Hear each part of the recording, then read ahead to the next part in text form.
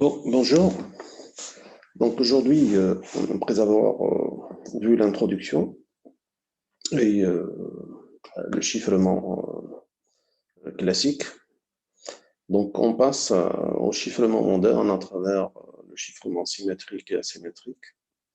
Donc dans cette première séance, on verra le chiffrement symétrique. Donc comment il fonctionne et quels sont les principaux algorithmes utilisés pour ce type de chiffrement. Alors, ce chiffrement, comme il est indiqué, c'est un chiffrement symétrique, ce qui voudra dire que c'est la même clé qui est utilisée aussi bien dans le chiffrement que le déchiffrement. Et donc, vous avez votre modèle classique, c'est-à-dire toujours dans la cryptographie, vous avez un algorithme de chiffrement et un algorithme de déchiffrement. Et automatiquement, vous avez la même clé qui est utilisée de part et d'autre, c'est-à-dire dans l'algorithme de chiffrement et l'algorithme de déchiffrement. Et de la même manière, vous avez aussi, selon ce schéma-là, ce qui voudra dire que la composition de chiffrement et de déchiffrement donnera l'identité. Et c'est pour ça que vous avez au départ M, ensuite vous obtenez C, et ce C, avec le déchiffrement, vous allez obtenir M, ce qui voudra dire que la composition des deux donnera la fonction identité. Donc, comment fonctionne le chiffrement symétrique? Donc, c'est dans le cadre de la cryptographie moderne. Ce n'est plus ce qu'on a vu avec le chiffrement classique. Donc, dans le chiffrement classique, ce qui se faisait, c'est vous avez un texte ou un alphabet. Il suffit de remplacer chaque caractère par un chiffre et ensuite procéder à des opérations arithmétiques concernant le texte en utilisant l'équivalent en chiffres. Et on a vu qu'à chaque fois, il y avait des possibilités pour pouvoir attaquer ce chiffre et donc casser le chiffrement. Alors, c'était pour la cryptographie classique, c'était beaucoup plus manuel. Et donc, avec l'entrée et l'avènement de l'ordinateur, ça veut dire qu'il sera plus facile de casser quasiment tous les chiffres classiques. Alors, l'idée, c'était de ne plus utiliser le même procédé qui consistait à chiffrer caractère par caractère. Et donc, l'idée, c'est quoi? C'est d'essayer de compliquer les choses un peu plus. Et donc, comment on va opérer? Ben, tout simplement, le chiffrement, il va s'opérer par bloc. Donc, ça, c'est la différence par rapport fondamental par rapport au chiffrement classique. Donc, vous avez un texte qui est converti en binaire et ensuite, il suffit de prendre des blocs de bits et procéder au chiffrement de ces blocs de bits. D'où la difficulté de pouvoir casser facilement le chiffre. Et donc, en général, on va fixer la taille de bloc et cette taille de bloc, c'est elle qui va subir les opérations de chiffrement qui, en général, elle est égale à la taille de la clé. Donc, plus ou moins cette taille de clé. Et comment les choses vont s'opérer, c'est-à-dire techniquement. Donc, on a vu, c'est le même principe. Premièrement, c'est de remplacer les caractères par un code binaire. Ensuite, découper cette chaîne binaire en blocs. Et ensuite, l'idée, c'est quoi? C'est d'opérer par des bits, puisque cette chaîne binaire, c'est des suites de 0 et de 1. Et de procéder à des opérations simples concernant ce binaire.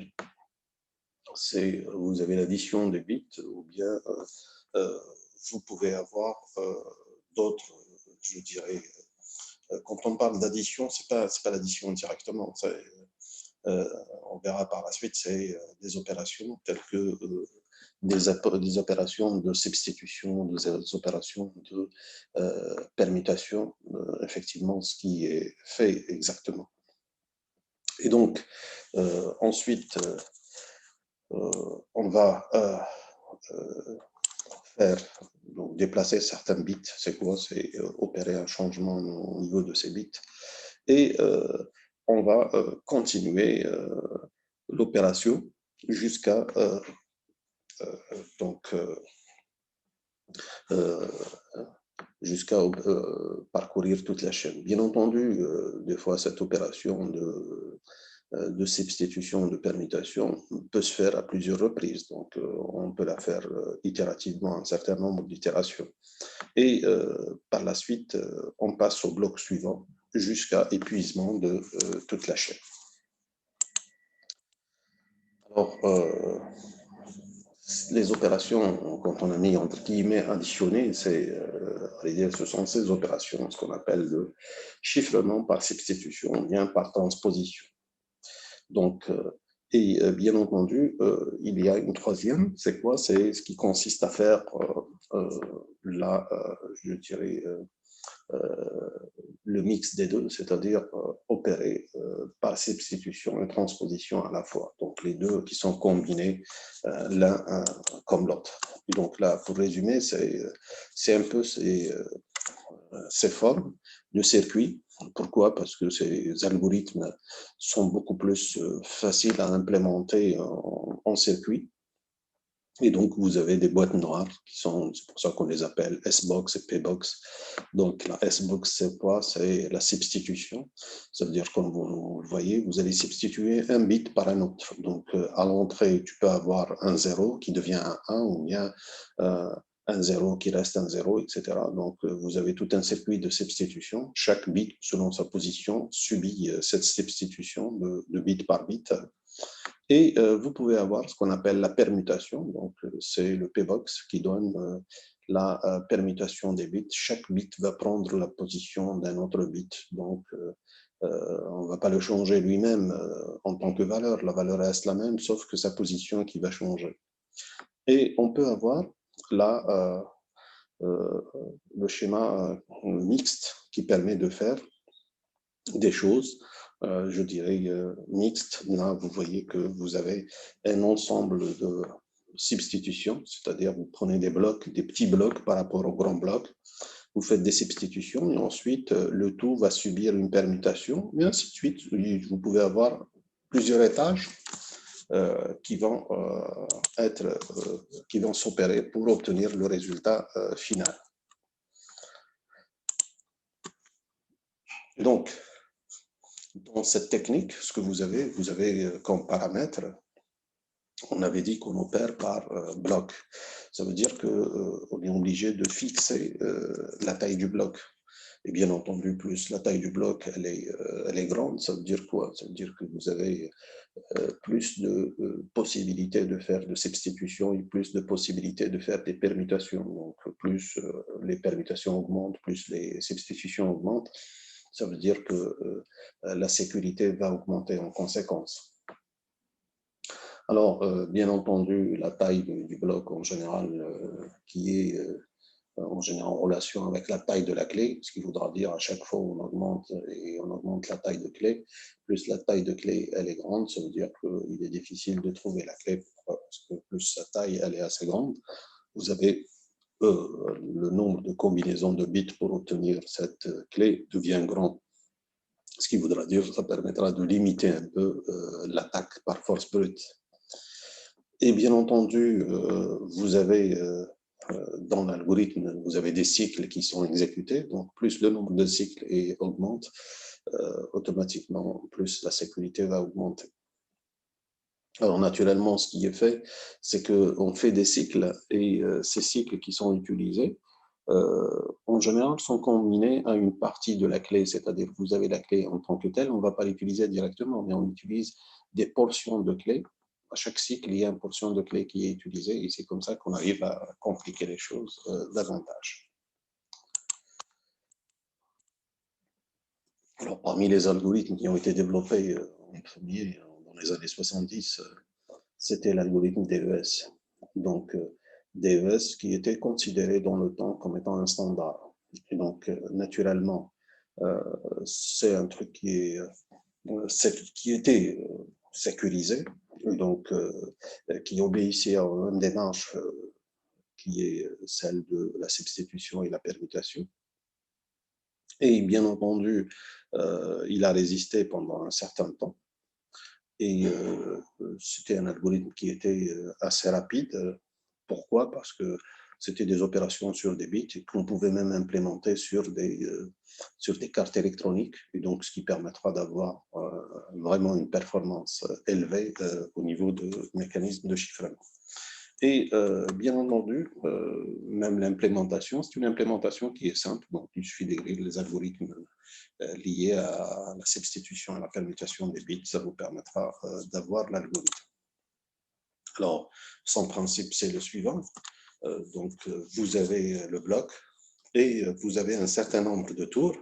En général, c'est 16 tours qui sont effectués. Et donc, à chaque tour, qui veut dire itération, le bloc va subir un certain nombre de substitutions et de permutations jusqu'à arriver au dernier tour, ce qui vous permettra d'obtenir le bloc chiffré. Et donc, pour écrire l'algorithme, il y a 3 éléments majeurs. Vous avez l'algorithme de génération de clés, c'est-à-dire que quand vous décidez quel est le bloc, la taille du bloc, puisqu'on avait dit l'algorithme est basé sur une taille de bloc. Et donc, il suffit d'avoir le bloc et d'avoir un générateur de clés qui vous permet d'avoir la clé en conséquence. Ensuite, vous avez l'algorithme de chiffrement qui utilise la clé et un algorithme de déchiffrement. Alors, en général, les clés qui étaient utilisées, c'était beaucoup plus des clés de 128 et 256 bits principalement. Alors, le problème qui se posait avec le chiffrement symétrique, c'est quoi? C'est que celui qui chiffre utilise une clé, celui qui déchiffre utilise la même clé. Cela voudra dire que si vous avez plusieurs partenaires, ça veut dire que vous avez n partenaires, donc vous êtes obligé d'avoir n clés pour pouvoir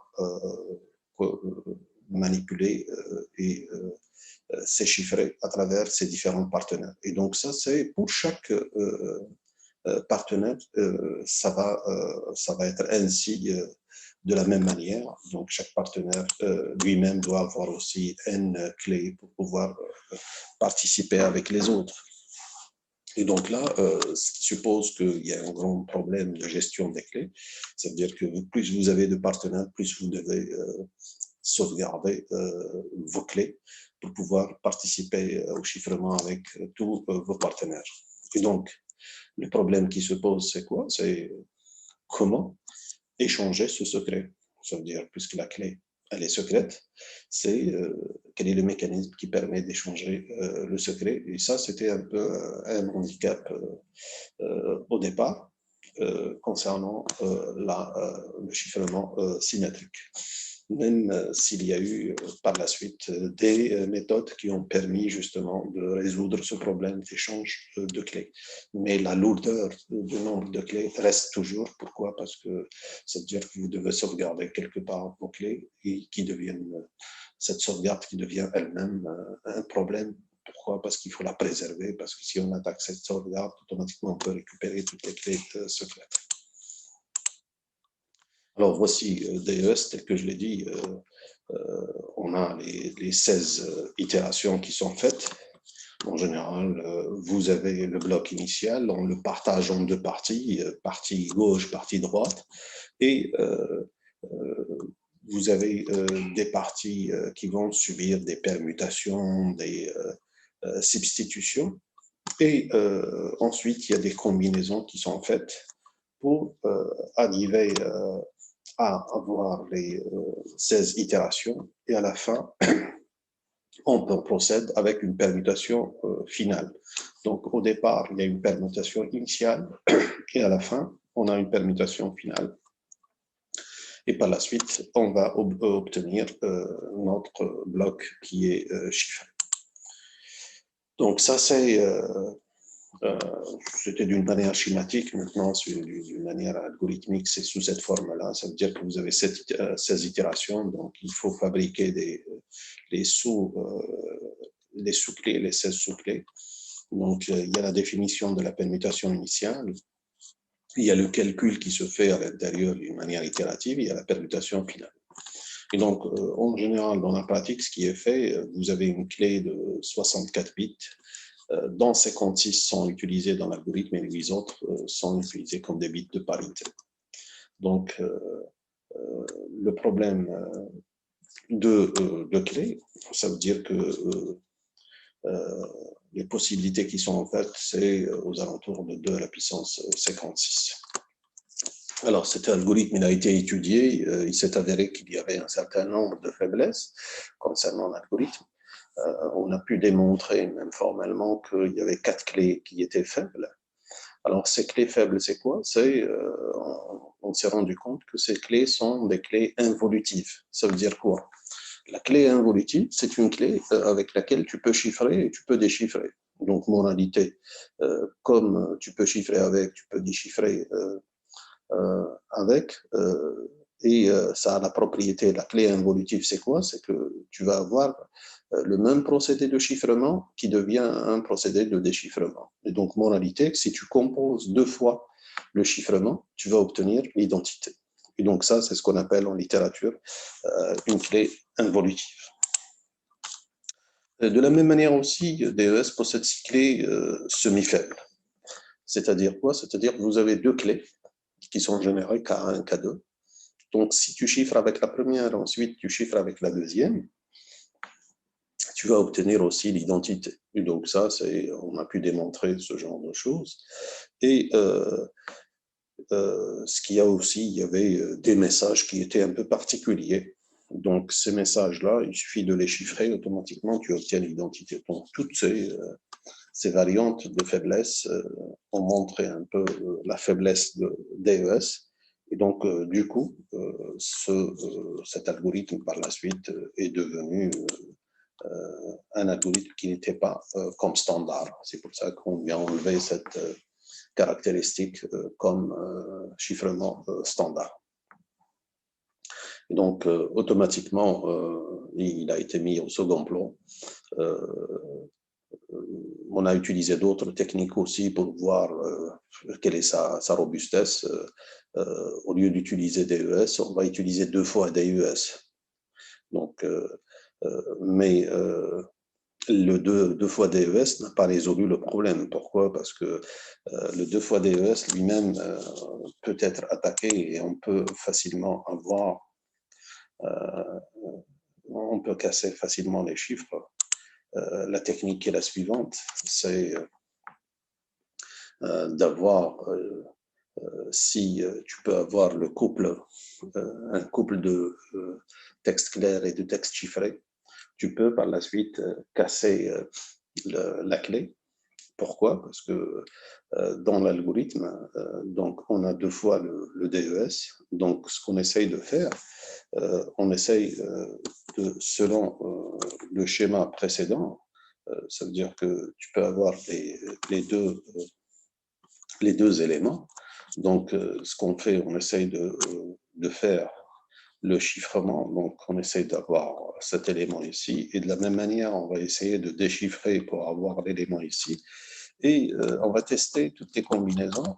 Quand il y a l'égalité entre les deux, ça veut dire qu'on a pu trouver le chiffré. Et ça, c'est ce qui est fait à travers cet algorithme ici. Donc, c'est un moyen de force brute, donc de faire plusieurs combinaisons. Et par la suite, tu peux avoir automatiquement les couples UI qui est égal à VJ. Et donc, automatiquement, ça nous permettra de casser ce chiffre-là. Et il a été démontré que 2 fois DES n'est autre qu'un DES avec une clé de 57 bits. Donc ça, c'est ce qui montre que 2 fois DES n'est pas si puissant que ça. Et ce qui a permis effectivement de passer à un autre algorithme parce qu'avec toutes les faiblesses de DES, on l'a écarté pour les données sensibles. Et donc, ce qui a été fait, c'est un autre algorithme qui a été mis en œuvre, ce qu'on appelle l'algorithme AES. C'est un algorithme, le A qui veut dire Advanced Encryption. Donc, ce qui permet d'avoir un algorithme un peu plus élaboré et qui donne un peu plus, je dirais, de robustesse pour le chiffre. Alors, le principe, c'est toujours le principe de bloc et qui permet de faire des opérations intermédiaires. Donc, nous avons des itérations intermédiaires et par la suite, on va opérer sur ces blocs intermédiaires. De la même manière, on définit un algorithme. Donc, vous avez une partie de la clé qui est utilisée et vous avez une expansion de la clé, ce qu'on appelle le bourrage de la clé, pour essayer d'élargir le champ d'action. Et vous avez de la même manière une substitution et un décalage qui est fait sur les bits avec ces différentes fonctionnalités qui sont le shift row et le byte tube.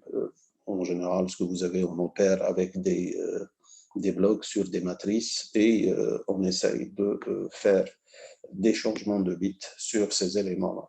Et ça se fait d'une manière itérative. Et ce qui nous permet par la suite d'obtenir le chiffré. Et le principe de déchiffrement, c'est quasiment l'opération inverse qui est faite sur cette matrice pour pouvoir arriver au déchiffrement. Et il a été montré que cet algorithme est plus puissant et obtient des résultats de sécurité qui sont nettement mieux que le DES. Et c'est pour cette raison qu'il est admis jusqu'à de nos jours comme un élément de chiffrement symétrique qui est utilisé. Alors, comment justement on va résoudre le problème de la lourdeur, je dirais, des clés échangées entre les différents partenaires? Ça, il y a des techniques qui ont été mises en œuvre par la suite pour essayer, je dirais, de faciliter un peu les choses pour les utilisateurs. Et donc, ce qu'on a fait, on a pu basculer vers un autre système qui est ce qu'on appelle le chiffrement asymétrique. Et donc là où l'utilisateur n'a pas à échanger, je dirais, des clés secrètes avec les partenaires, ce qu'il a beaucoup plus, c'est de publier sa clé publique et ensuite les choses deviennent un peu plus simples. Et on verra à la fin comment on a pu combiner les deux pour avoir un système, en général dans la pratique, un système mixte qui fait du chiffrement symétrique et un chiffrement asymétrique. Donc, on va basculer vers le chiffrement asymétrique. Donc, voici la suite. Donc, la suite, c'est ce qui est le plus utilisé dans la pratique, le chiffrement asymétrique.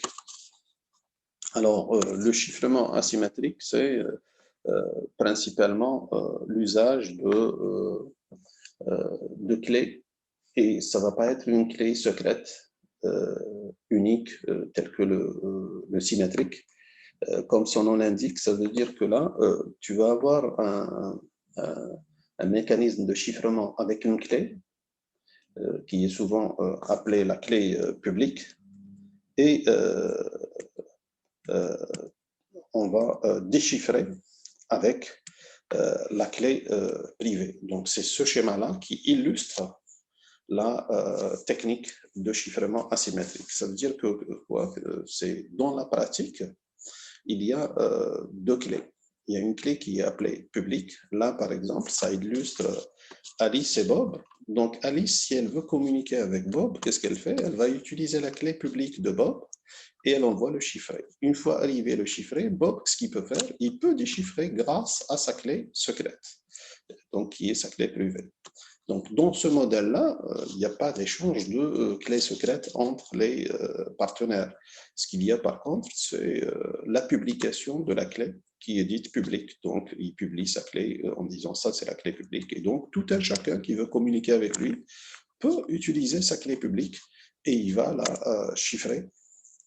Il va chiffrer son message et donc automatiquement, ça permettra effectivement d'avoir, je dirais, le résultat. Alors naturellement, il y a je dirais, une caractéristique qui consiste à dire, tiens, je vais chiffrer avec la clé publique, mais l'autre, il va déchiffrer avec la clé privée. Ça veut dire quoi? Ça veut dire que la clé publique, elle est en relation avec la clé privée, parce que s'il n'y avait aucune relation entre la clé publique et la clé privée, ça va être difficile de trouver, je dirais, un mécanisme de déchiffrement, puisqu'on chiffre avec une clé et on va déchiffrer avec une clé qui est complètement indépendante. Et donc, effectivement, en mathématiques, on arrive à montrer la liaison ou la relation qui existe entre la clé publique et la clé privée.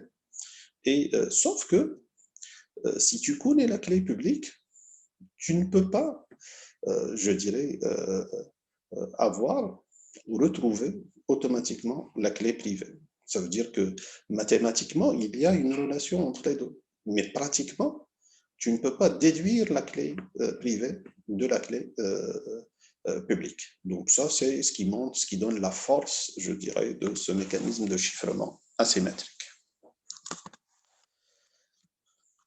Et donc là, ce qui existe, tout à l'heure, quand on a parlé de la clé chiffrement symétrique, il y avait génération d'une clé.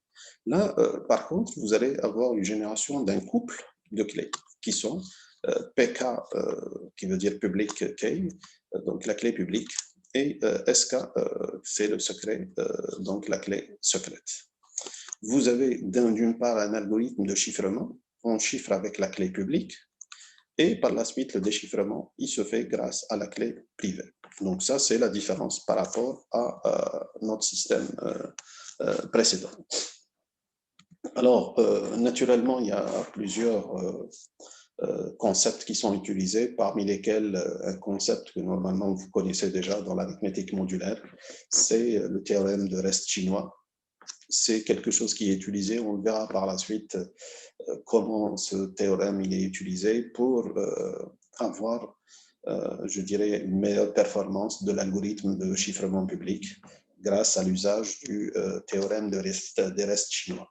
Donc, je rappelle que le théorème des restes chinois, c'est quoi? C'est vous avez un ensemble d'équations et vous voulez trouver la solution d'un système d'équations.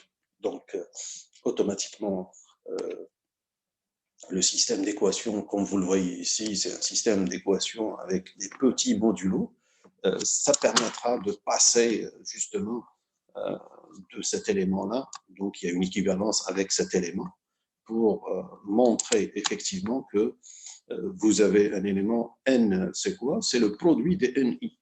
Et donc, automatiquement, au lieu d'agir avec un modulo qui est assez élevé, on va le réduire à travers des petits modulos où les calculs sont plus simples à faire et donc ça nous permettra de gagner en performance. Et donc ça, c'est l'algorithme de reste chinois qui permet de montrer comment basculer de l'un à l'autre d'une manière automatique. Alors, il y a l'algorithme de Merkel qui est utilisé. Celui-là, c'est donc on va le passer directement. Pourquoi? Parce que c'est un algorithme qui a été montré par la suite qu'il n'est pas si performant que ça. Donc, vous pouvez le voir à travers le support de cours, quel est son, je dirais, son contenu et comment il va opérer. Alors, on passera à des éléments qui nous seront utiles, parmi lesquels il y a la fonction d'Euler. Donc, la fonction d'Euler, c'est quoi? C'est tout simplement une fonction pour faire les choses d'une manière assez simple, pour pouvoir retenir. Donc, phi de n, c'est quoi? C'est le nombre d'éléments qui sont dans l'ensemble de 0 jusqu'à n et qui sont premiers avec n. Ça veut dire quoi? Ça veut dire que le PGCD de i et de n est égal à 1. Donc ça, cette notion-là, elle est utile par la suite. Vous allez voir qu'on va l'utiliser à un moment donné pour principalement trouver l'inverse d'un nombre quelconque. Donc quand il y a un nombre quelconque, on a besoin de ces inverses. Pourquoi? Parce qu'on va l'utiliser par la suite dans l'algorithme. Alors, vous avez des propriétés aussi par rapport à cette fonction de l'air. Donc, il y a un certain nombre de propriétés qui sont là, qu'il faut retenir. Donc, automatiquement, vous avez le produit des nombres premiers, P et Q. Donc, automatiquement, phi de PQ, c'est P1 fois Q1-1. De la même manière, si vous avez A et B qui sont premiers entre eux, donc phi de A et B est égal à phi de A plus fois phi de B. Et donc, quand il y a la puissance, de la même manière, ce qu'on peut avoir, on a ce genre de choses, phi de P à la puissance E, c'est quoi? C'est P-1 fois P à la puissance E-1. Donc, vous avez toutes ces propriétés qui existent et qui sont démontrées mathématiquement. Donc, nous, ce qui nous intéresse, c'est juste l'utilisation de ces propriétés. Vous avez aussi le théorème de l'air. Donc, si vous avez A qui est premier avec N qui est égal à 1, vous avez cette propriété A à la puissance phi de N est égal à 1 modulo N. Donc, ça, c'est cette propriété qui sera utilisée par la suite. Alors, parmi les algorithmes qui utilisent ces propriétés qu'on vient de voir, c'est le chiffrement RSA. Alors, le chiffrement RSA, RSA qui veut dire quoi? C'est juste les premières lettres des personnes qui ont créé cet algorithme. Donc, Rivest, Shamir et Adelman. Donc, on a pris la première lettre de chaque nom. Et donc, ça a constitué l'acronyme RSA. Alors, RSA, donc, c'est un algorithme asymétrique et qui permet d'utiliser le couple de clés, c'est-à-dire une clé publique et une clé privée. Et par la suite, on peut opérer en utilisant ce couple de clés. Alors, comment on construit cet algorithme? On avait dit que dans l'algorithme asymétrique, il y a un algorithme de génération de clés publiques et de clés secrètes. Là, ça veut dire qu'on est obligé de passer par cette étape pour générer la clé publique et la clé secrète. Et donc, comment on le fait? Ben, tout simplement, on choisit deux nombres aléatoires, P et Q, et donc qui sont de même taille approximative. Ensuite, on calcule le modulo qui sera utilisé, n, qui est le produit de p et de n, et on va calculer phi de n, c'est-à-dire la fonction de l'air concernant le produit n. Donc, comme n, c'est le produit de nombres premiers p et q, d'après la propriété précédente, c'est égal à p-1 fois q-1. Et donc, c'est comme ça qu'on arrive à calculer n. Une fois que n est calculé, on va choisir un nombre aléatoire E dans l'intervalle ouvert 1 phi de n, de telle sorte que E soit premier avec phi de n, puisque PGCD de E et de phi de n est égal à 1. Et donc là, ça veut dire que E est premier avec phi de n. Et par la suite, on va calculer D, toujours dans l'intervalle 1 phi de n, tel que E fois D égale à 1 modulo phi de n. Ça veut dire quoi? Ça veut dire tout simplement que D, c'est l'inverse de E modulo phi de n. Donc, une fois qu'on a pu générer tous ces éléments-là, donc la clé publique, c'est quoi? C'est N et E. Par contre, la clé secrète, c'est D. Et donc là, on a passé par la première étape qui consiste à générer les clés, c'est-à-dire la clé publique et la clé privée. Alors ensuite, vous avez votre algorithme de chiffrement et votre algorithme de déchiffrement. L'algorithme de chiffrement, c'est-à-dire que si vous avez X appartiennent à Zn, ça veut dire de la même manière, c'est le même esprit. Donc, vous avez fixé le modulo n, ça veut dire tous vos messages, ils sont de taille inférieure à n. Pourquoi? Parce qu'on va utiliser le modulo n. Et donc, on va décomposer en général dans la pratique le message en des petits messages X de taille inférieure à n, et chaque élément ou chaque bloc va subir le chiffrement qui consiste à avoir l'exponentiation modulaire. C'est-à-dire que si vous avez X, son chiffré c'est Y, il est égal à X à la puissance E modulo N. Et par la suite, ce Y, une fois qu'il est reçu par le partenaire, il peut le déchiffrer en utilisant toujours l'exponentiation modulaire x égale à y à la puissance d modulo n. Et donc ça, c'est ce qui vous montre. Alors, le E, j'avais dit que le E, c'est quoi? Ça fait partie de la clé publique. Donc, E, c'est un élément qu'on doit calculer et qui est à l'origine de la clé publique. Donc, dans l'algorithme de génération de clés, c'est la première étape. On avait dit que ici, on doit générer les clés.